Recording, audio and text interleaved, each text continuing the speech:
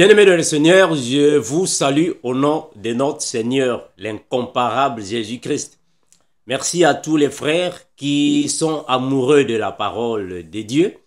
Merci également à toutes les sœurs qui aiment la parole, qui veulent comprendre alors les saintes écritures.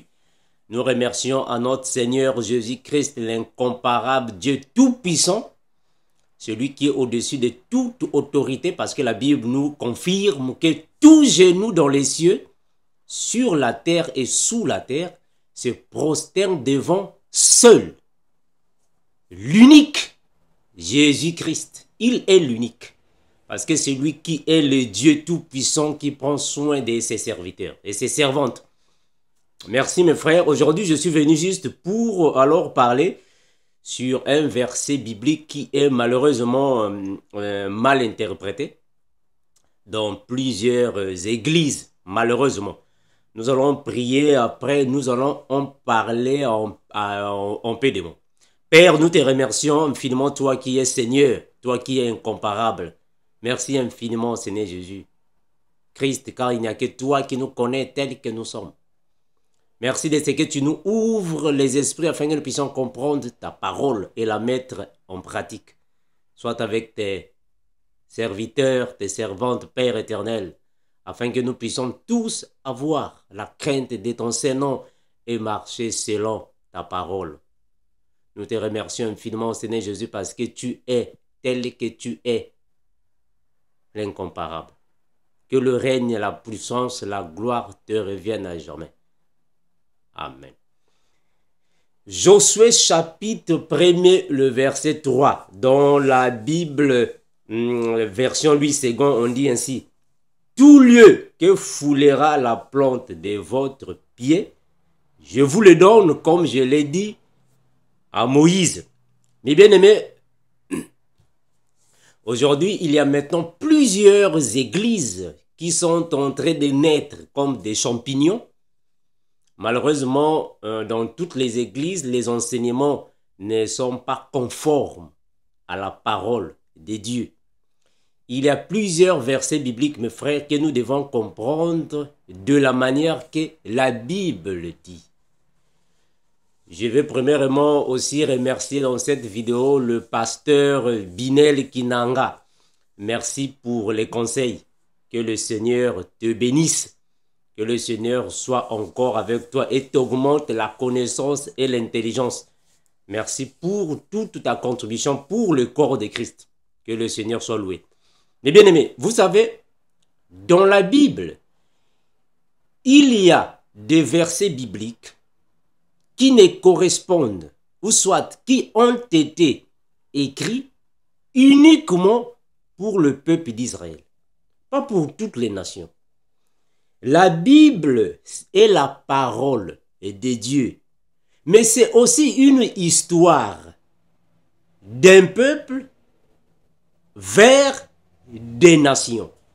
Donc il faut d'abord comprendre c'est dans quelle localisation que se trouvait le peuple d'Israël avant d'utiliser ces versets bibliques.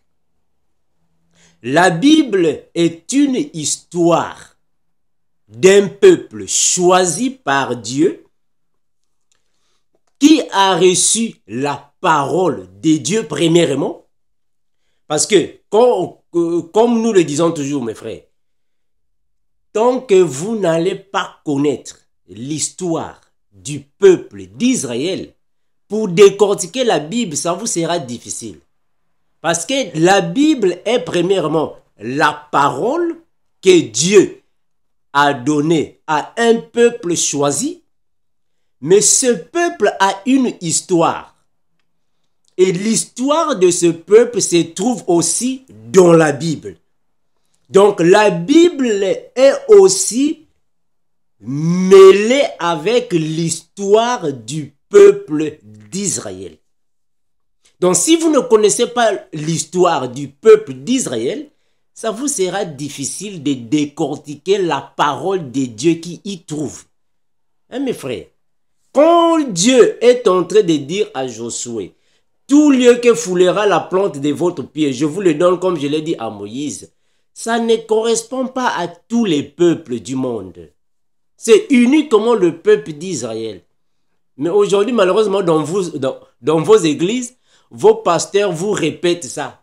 Partout là où foulera la plante de ton pied, je te donne. C'est comme si quand tu quittes Afrique, tu viens ici aux États-Unis, Dieu va te donner les États-Unis. Vous, c'est dans ce sens-là que vous voyez ça. Mes frères, vous savez, nous, quand nous venons ici dans les médias, pour venir corriger ou dénoncer, ce n'est pas dans le but de vous pousser à la haine, à la jalousie. Non, c'est pas ça. Nous ne sommes pas contre vos pasteurs, ou soit vos bergers, je ne sais pas qui. Mais nous venons ici pour vous rappeler que la Bible est la parole de Dieu donnée à un certain peuple qui a connu une certaine histoire. Pour vous rappeler, afin que vous puissiez revenir sur les rails. Ce qu'on vous dit dans certaines églises ne correspond pas à la parole.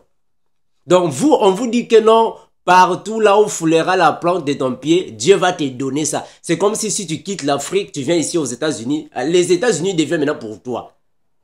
Ça devient maintenant pour toi. Tu quittes l'Afrique, moi je ne sais pas où, tu vas en Europe. L'Europe devient pour toi. Donc c'est toi maintenant qui es le chef là-bas en Europe. Mais non. Mais mes frères, comment se fait-il que tu quittes l'Afrique, tu viens ici aux États-Unis, tu vas prier dans une église, moi je ne sais pas où.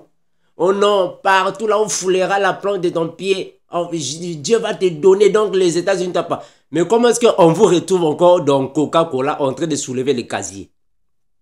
Si réellement Dieu t'a donné les États-Unis, mais tu vas encore travailler dans la compagnie de Coca-Cola, tu soulèves les casiers là-bas. Tu soulèves les casiers, pourquoi? On vous retrouve dans les compagnies en train de soulever les sacs de ciment. Si réellement Dieu vous a donné les États-Unis, ça devient maintenant pour toi. Parce que vous, c'est ce que vous croyez.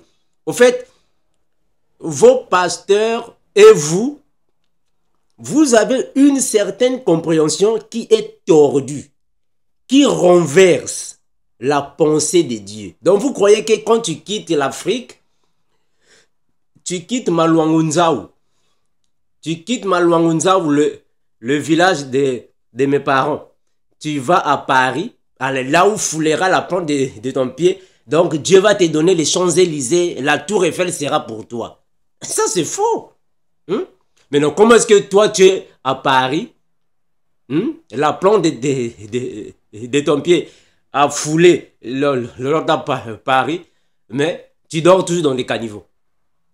Et on va te dire à l'église, là où foulera la plante de ton pied, je te donne, tout est à toi. Ça c'est faux. Et mes frères, comment est-ce que vous traduisez la Bible de cette manière? Ça nous fait parfois mal. Alors quand nous venons ici dénoncer ou corriger, vous allez encore dire, non mais Armando c'est pas comme ça. Mais... Ah mes frères, la manière dont vous marchez avec l'évangile n'est pas correcte. Bien que nous tous, nous avons des erreurs. Et mes frères, moi votre frère, je l'ai toujours dit, que personne sur la terre a le monopole de la connaissance biblique. Personne. Nous tous, nous connaissons en partie. Nous tous, nous ne sommes pas parfaits à la connaissance des Saintes Écritures. Nous apprenons. Moi aussi, il y a des frères qui m'appellent, qui me conseillent. Il y a des frères qui m'appellent, on partage. Parce que nous ne connaissons pas toutes choses. Mais cela ne signifie pas dire que parce que nous ne connaissons pas toutes choses, et on va prendre toutes les Écritures à la légère. Non. On doit considérer les Écritures et on doit placer les Écritures dans leur contexte.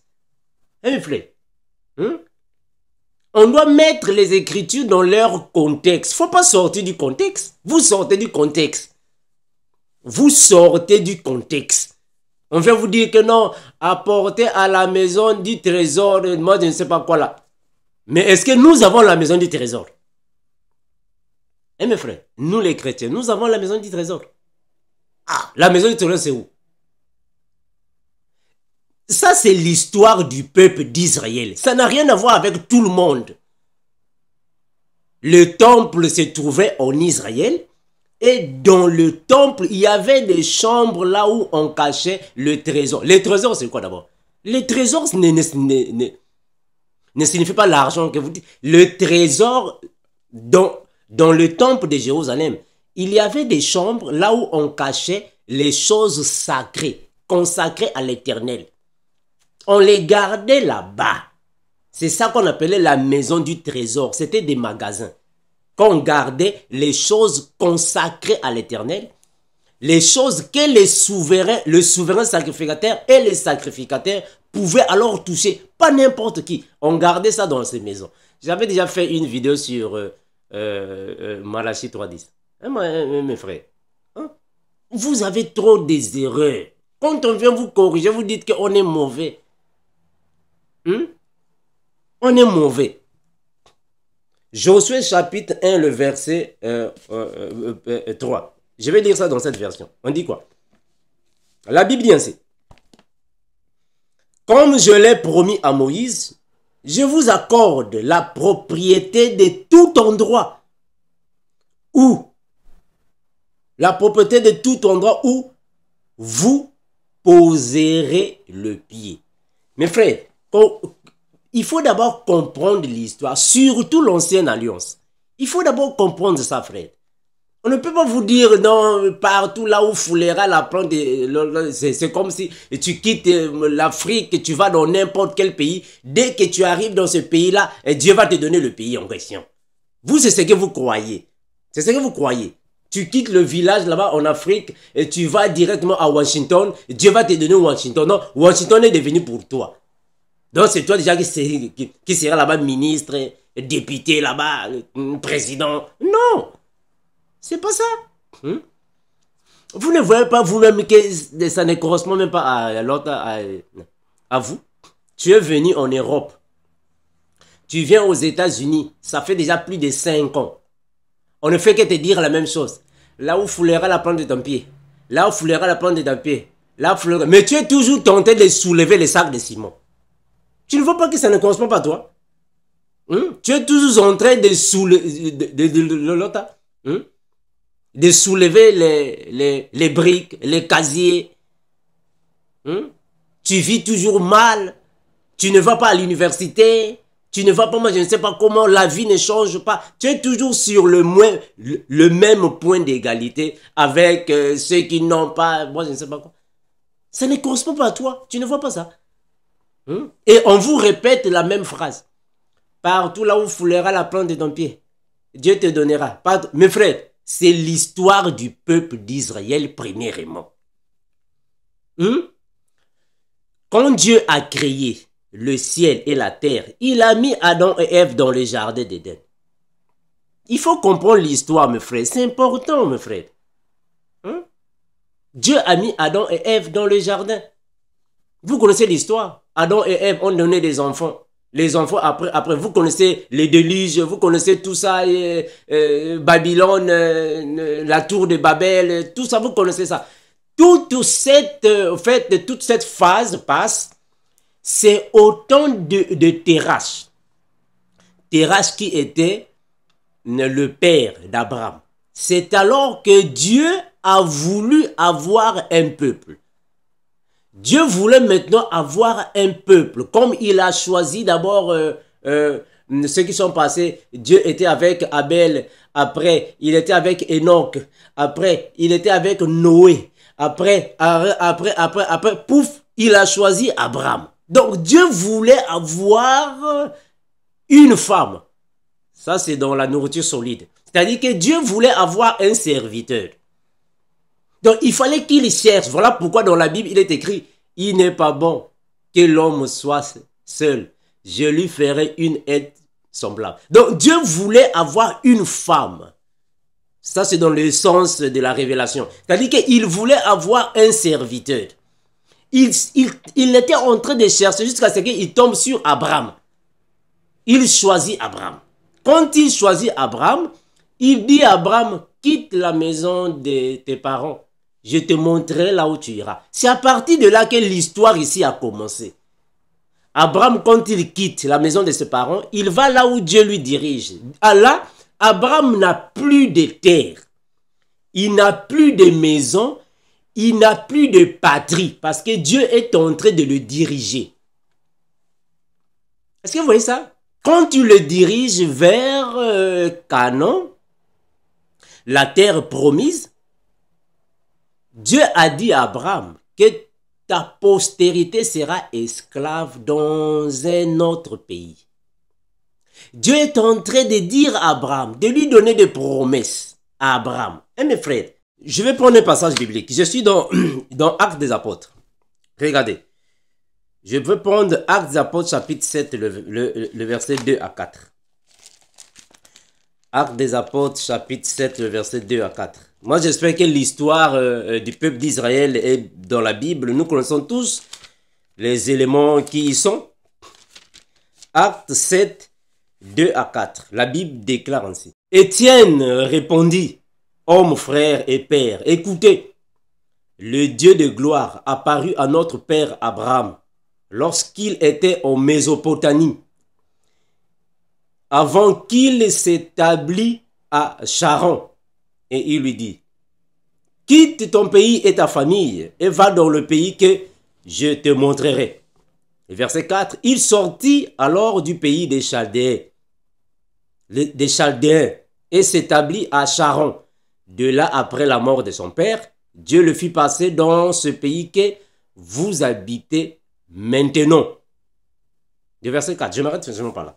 Au fait, mes frères, cette histoire de partout là où foulera la plante de ton pied était donnée au peuple d'Israël parce qu'ils n'avaient pas de terre.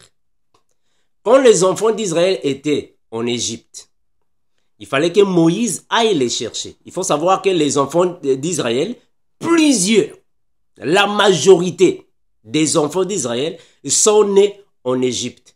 Ils n'avaient pas de terre parce qu'ils étaient étrangers dans un territoire inconnu.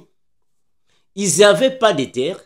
Il fallait que Moïse les fasse sortir par la grâce de Dieu et ils sont venus dans le désert. Dans le désert, ils n'avaient pas de terre, ils n'avaient pas de pays. Est-ce que vous voyez là où l'histoire a commencé? Les enfants d'Israël n'avaient pas de pays, ils n'avaient pas de terre. C'était seulement un peuple choisi par Dieu, mais qui n'avait pas de terre. Arrivés dans le désert, ils marchaient selon les promesses de Dieu. Parce que c'est ce que Dieu avait dit au prophète Abraham. Et ces promesses marchaient avec Abraham. Abraham a dit à son fils Isaac. Dieu aussi a confirmé à Isaac. Et Isaac aussi a dit à Jacob. Et Jacob aussi a dit à ses enfants, à Joseph et les autres. Et les autres disaient, donc c'était alors des promesses qui partaient, qui circulaient de bouche en bouche. Arrivé aussi à Moïse également, quand ils sont venus, quand toute cette génération qui était esclave en Égypte, délivrée par Moïse, par Dieu, par le biais de Moïse, ils sont venus dans le désert. Dans le désert, ils cherchaient alors d'atteindre la terre promise parce qu'ils n'avaient pas de terre. Ils étaient esclaves en Égypte, ils sont venus dans le désert, ils sont esclaves. C'est un peuple qui n'a pas de terre. Voilà pourquoi Dieu avait dit à Moïse que partout, là où foulera la plante de votre pied, je vous le donne. C'est-à-dire que Dieu était avec eux afin qu'ils puissent alors dominer partout où ils passaient parce qu'ils voulaient normalement atteindre la terre promise. Et jusqu'à ce que Moïse meure et c'est Josué le souverain sacrificateur qui continue avec la marche. Et Dieu dit la même chose à Josué comme il avait dit à Moïse. Que partout là où foulera la plante de ton pied, ou soit de votre pied, je vous le donne. Parce qu'ils n'avaient pas de terre. Ils n'avaient pas de pays. Ils n'avaient pas un lieu fixe là où rester. Alors Dieu était avec eux jusqu'à la terre promise. Bon, maintenant, toi, aujourd'hui, tu quittes ton pays, la Côte d'Ivoire. Tu viens ici, moi, je ne sais pas, au Canada. Et on te dit que non, Dieu a dit partout là, on foulera la plante de ton pied, je donne. Oh, mes frères, vous ne voyez pas que ce verset biblique ne correspond pas à ce qu'on vous dit. Toi, ton pays, c'est la Côte d'Ivoire. tu viens au Canada, Dieu ne va pas te donner le Canada, non. Les enfants d'Israël, quand ils ont quitté Égypte, ils sont venus dans le désert, ils n'avaient pas de terre. Est-ce que vous voyez ça? Ils n'avaient pas de terre. Donc, partout là où foulera la plante de leurs pieds, Dieu était là pour les donner, pour les protéger, pour être avec eux. Attention, ici, je suis en train de le dire d'une manière doctrinale. Est-ce que vous voyez ça? Je le dis selon la doctrine, selon l'histoire, selon le physique. Parce que Dieu voulait leur donner alors la terre promise. Et quand ils sont arrivés dans la terre promise était déjà habitée. Parce qu'il y avait déjà des habitants là-bas. Il fallait alors conquérir la terre. Bon, maintenant, toi, tu vis au Gabon. Tu es né au Gabon. Ton pays, c'est le Gabon. Ta terre, le Gabon. Comment est-ce que tu vas en fait, en France, Dieu va te donner alors la terre française. Vous ne voyez pas que ça n'a pas de sens? Ça ne correspond pas. Ça ne correspond pas, frère. Donc, ça, ce sont des enseignements qu'on vous donne dans vos églises qui ne correspondent pas à la réalité de l'histoire.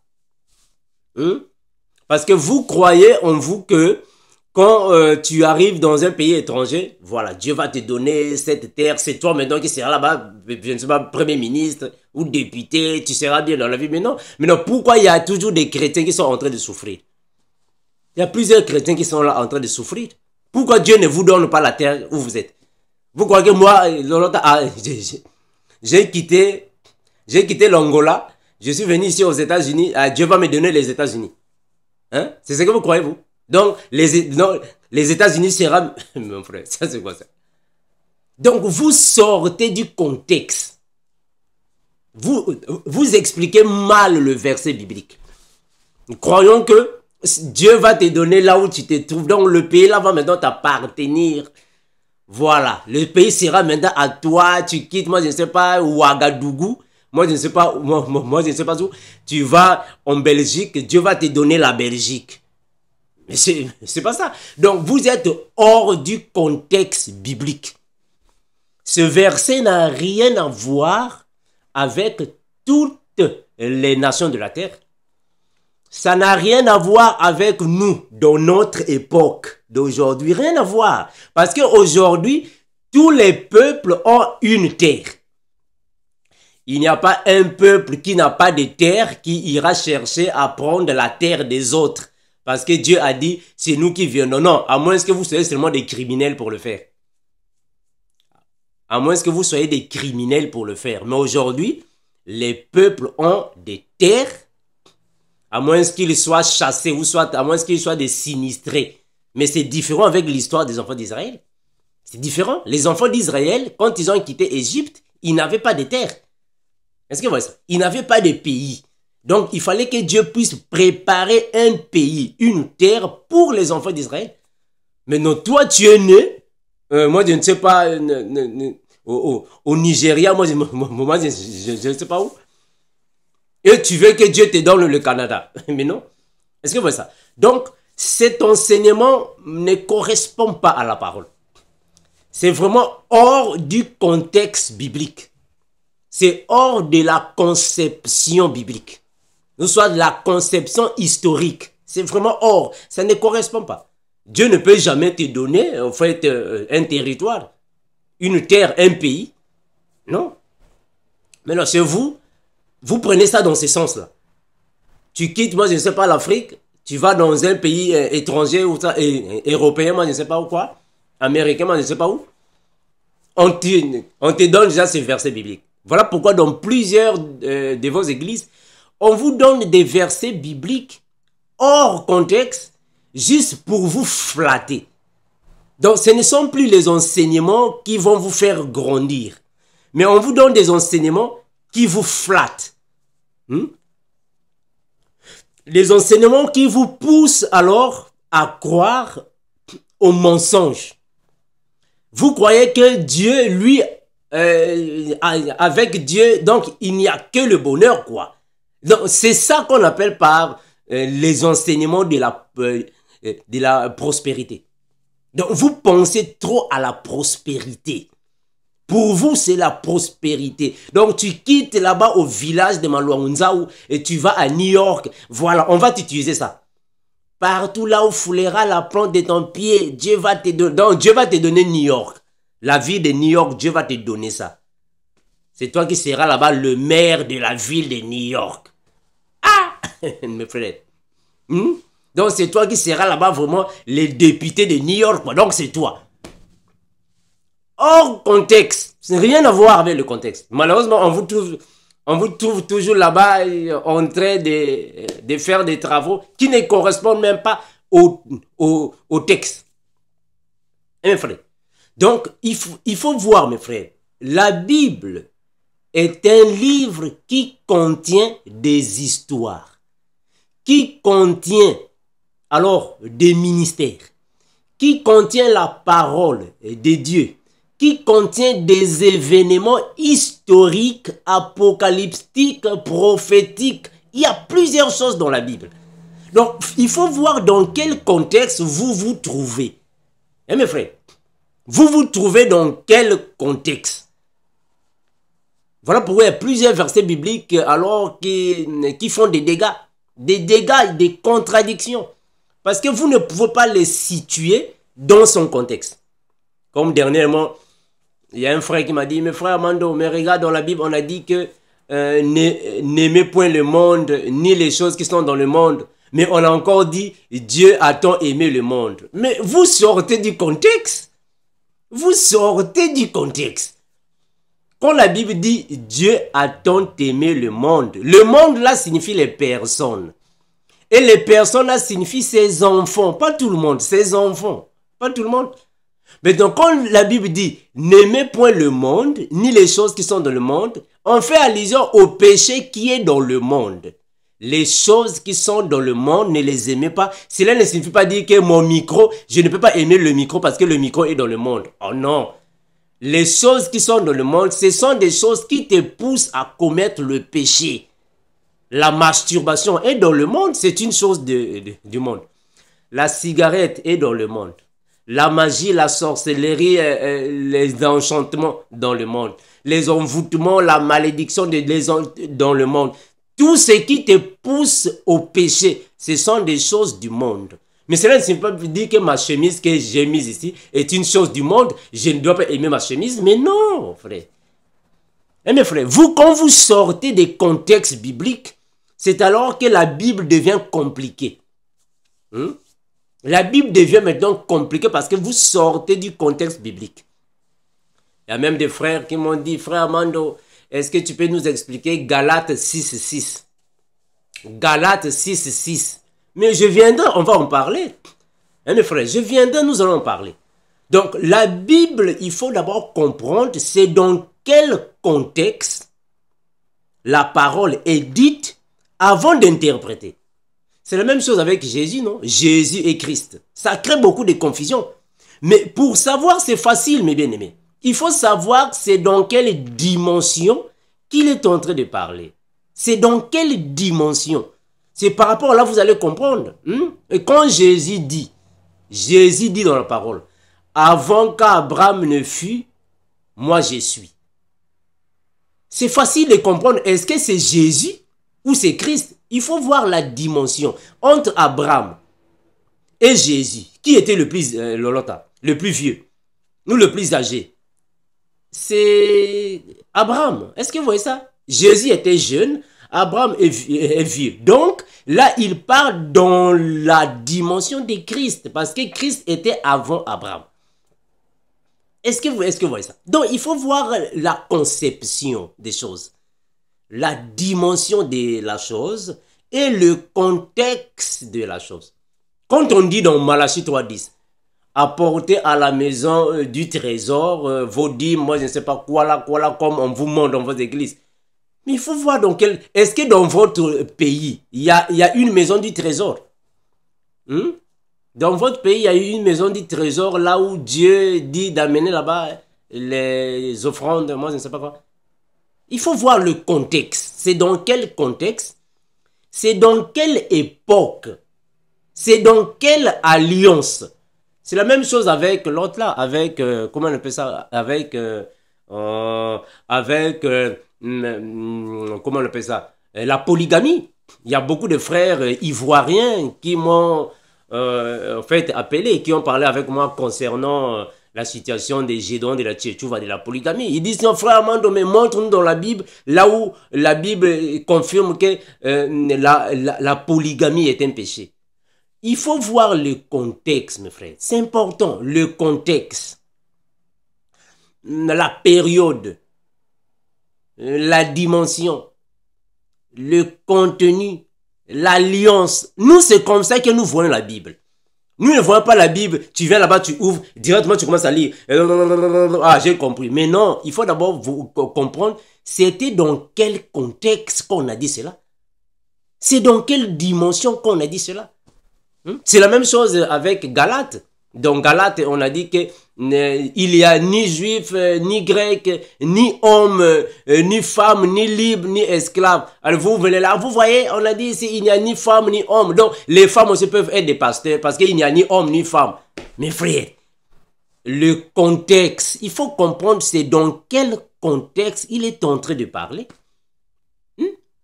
Il est en train de parler dans quel contexte. Si le contexte ne correspond pas à la période actuelle, donc ne mélangez pas les choses. Ce verset Josué 1:3 n'a rien à voir avec nous dans notre époque. Rien à voir. Partout là où fleurait la plante des papiers, rien à voir. Rien à voir. Mais bien, rien à voir. Ce n'est pas parce que tu quittes ton pays natal et tu vas dans un pays européen ou moi je ne sais pas quoi, Dieu va te donner le pays là. Comme vous pensez, vous. Que tu arrives peut-être, moi je ne sais pas, dans Suisse, et Dieu va te donner la Suisse. Donc c'est toi maintenant qui seras le ministre des Finances de la Suisse. Mais non, mes frères, c'est pas ça. Donc vous sortez du contexte. Il faut rester dans le contexte. Il faut rester dans la dimension dont la Bible est en train de parler afin de comprendre c'est quel élément que la Bible a fait allusion. Mais bien aimé, il faut comprendre ça. C'est très important, frère. C'est la même chose avec ce que l'apôtre Paul a dit. Je ne permets pas à la femme d'enseigner. Et il a continué. Allez, les gens disent, non, la femme ne peut pas enseigner. Mais c'était dans quel contexte? L'apôtre Paul, inspiré par le Seigneur, il était en train d'interdire aux femmes de ne pas enseigner dans les assemblées des saints. C'est dans l'assemblée que la femme ne peut pas enseigner les hommes dans l'assemblée. Mais donc vous prenez ça dans tous les contextes, non, même dans le supermarché, même dans les réseaux sociaux, mais non. Mais frère, vous voyez les choses mal, frère. Est-ce qu'on a interdit à la femme d'enseigner dans toutes les dimensions de la terre? Mais non, c'est dans l'assemblée des saints. Elle ne peut pas enseigner là-bas. Elle ne peut pas enseigner. Et mes frères, donc la Bible est un problème aussi des contextes. Quand vous sortez du contexte, ça va maintenant devenir compliqué. Voilà pourquoi dans certaines églises, il y a plusieurs versets bibliques qu'on vous donne dans vos églises qui ne concernent pas la période et le contexte dont l'apôtre ou le prophète l'avait dit. Et mes frères, ça ne correspond pas.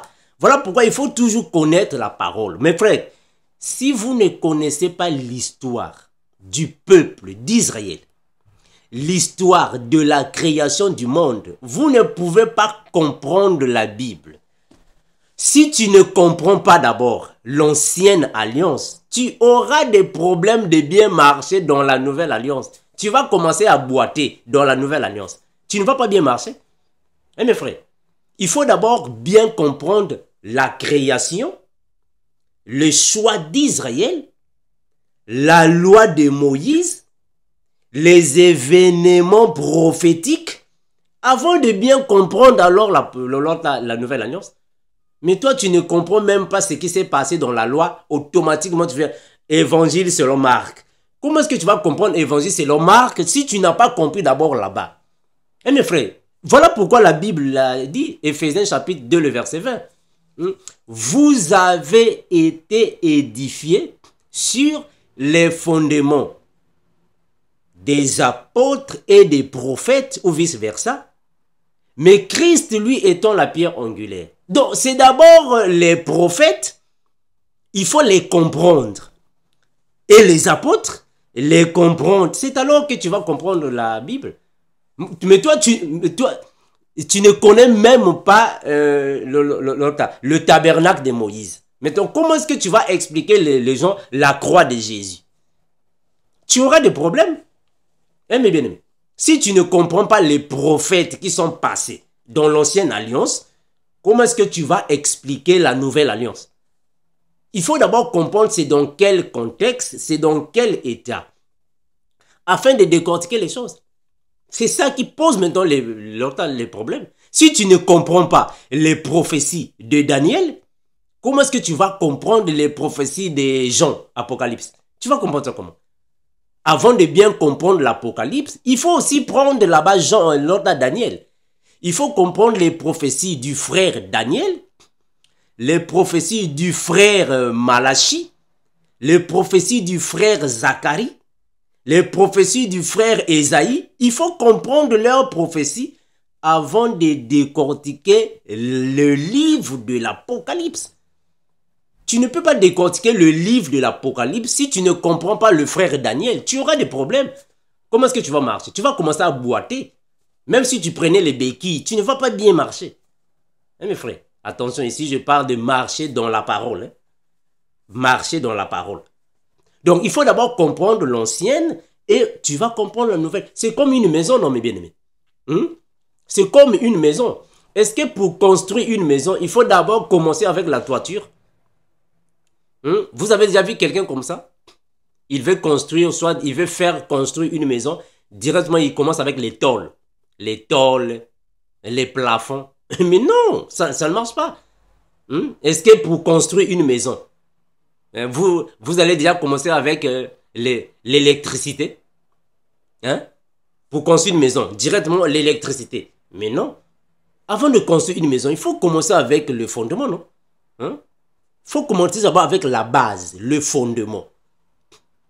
Il faut d'abord creuser. Vous allez creuser, creuser. Mettez le fondement, mettez les piliers, mettez le fondement, mettez les colonnes. C'est alors que la maison va commencer à monter jusqu'au plafond. C'est la même chose avec la parole de Dieu.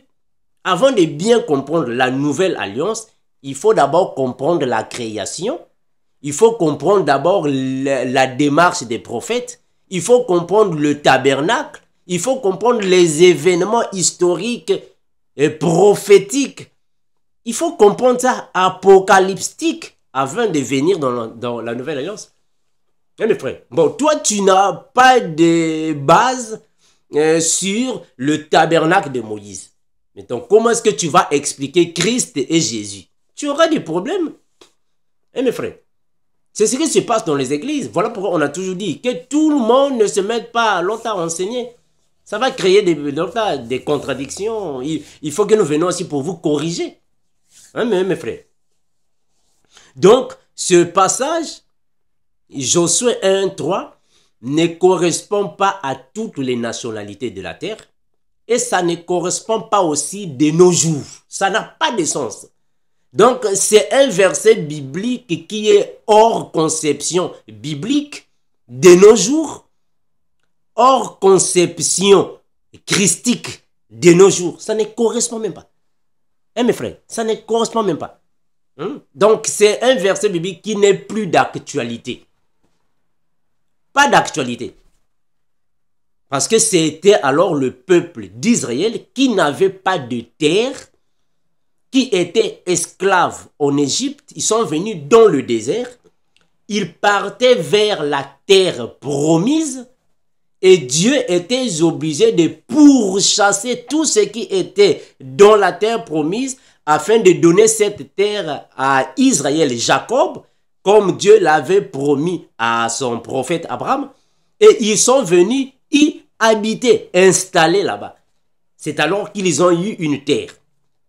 Bien qu'aujourd'hui c'est une terre qui continue de leur causer des problèmes sérieux, Mais c'est là que Dieu les a mis.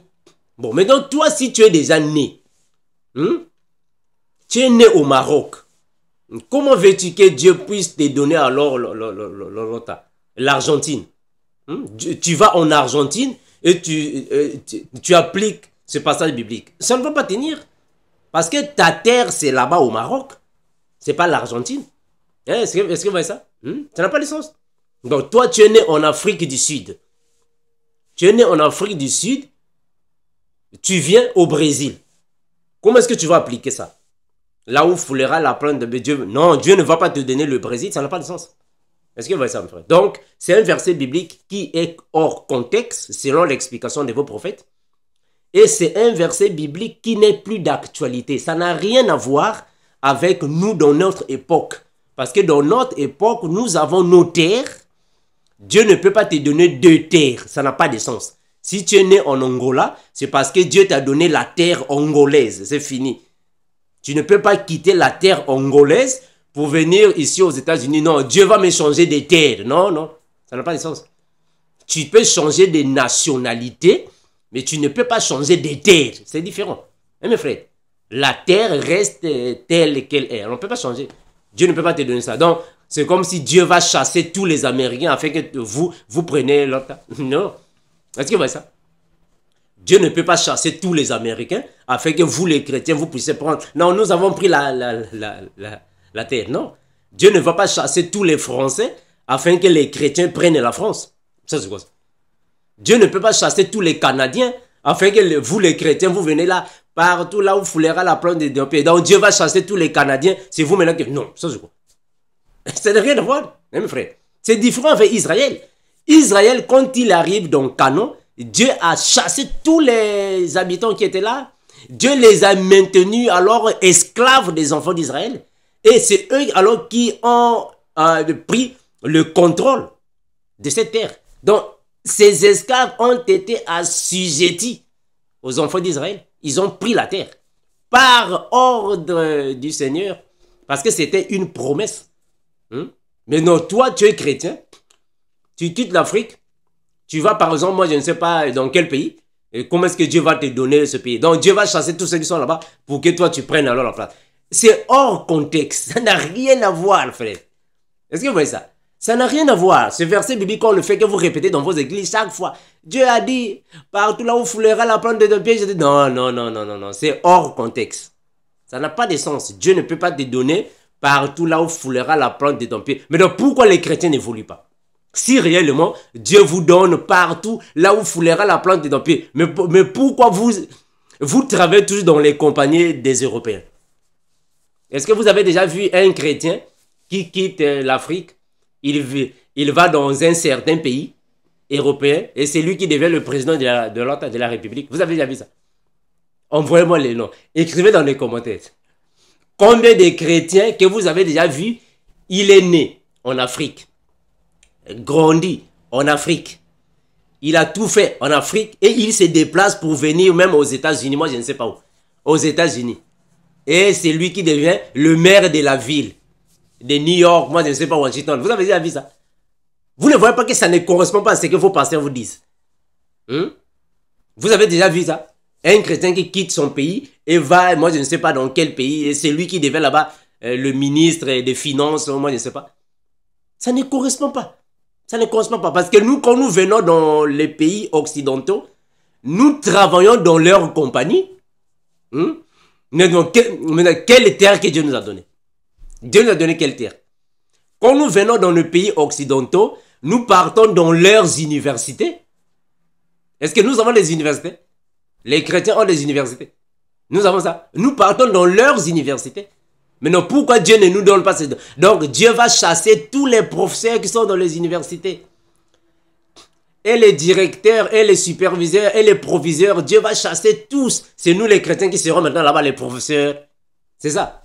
Vous ne voyez pas que ça ne correspond pas? Ça ne correspond pas?